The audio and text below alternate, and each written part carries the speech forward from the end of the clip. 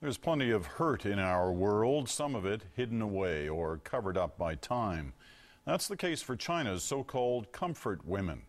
They were forced into sex slavery during the Second World War, and after that, into the shadows. Now they're finally telling their stories. The CBC's Michelle Cormier spoke with one of them.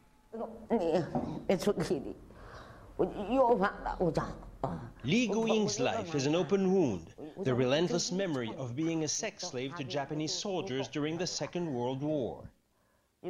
She was only 15 when she was forced into a brothel run by the Japanese occupying army in Nanjing in 1943. At first, she tried to resist.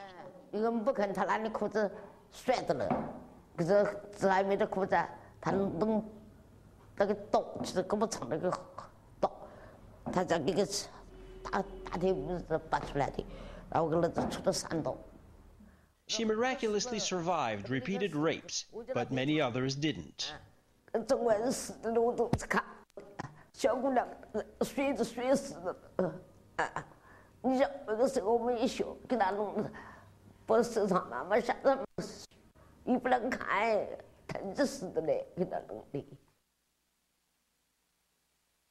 There were 200,000 Chinese women like her, forced into sex slavery by the Japanese army. Doctors made sure they were fit for their purpose.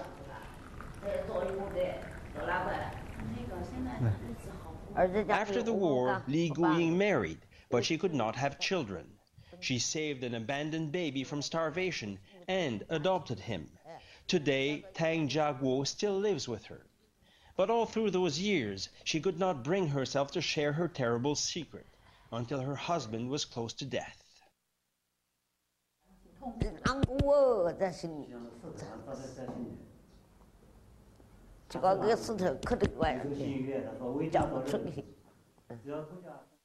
For decades, the story of the Chinese sex slaves remained largely forgotten. Many of the women themselves were too ashamed to talk about it. But now, as they near the end of their lives, these so-called comfort women want their plight to be known.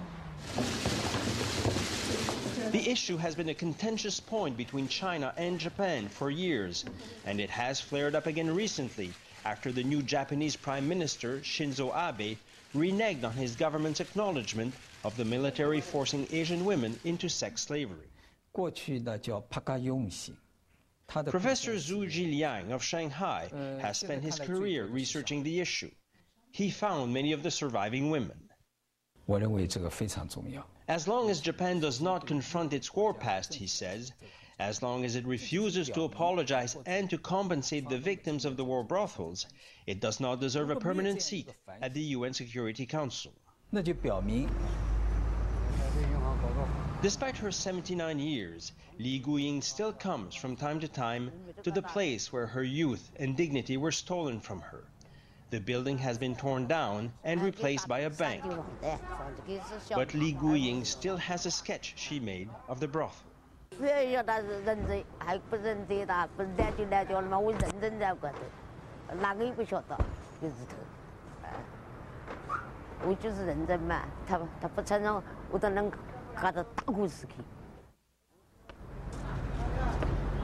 Michel Cormier, CBC News, Nanjing.